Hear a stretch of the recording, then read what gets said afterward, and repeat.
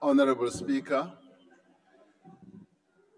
the President is not responsible for the authorization of the deployment of the South African Police Service Special Task Force or National Intervention Unit.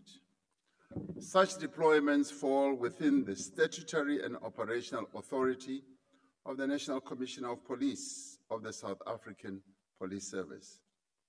I have consequently not authorized any deployment of these teams either to Richards Bay Minerals or to any other place.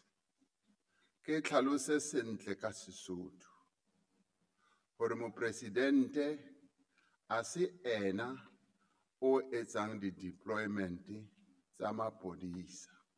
Di-deployment tsena di etswa ke National Commissioner ya Maphodisa. Ke phetho. Thank you, Honorable Speaker.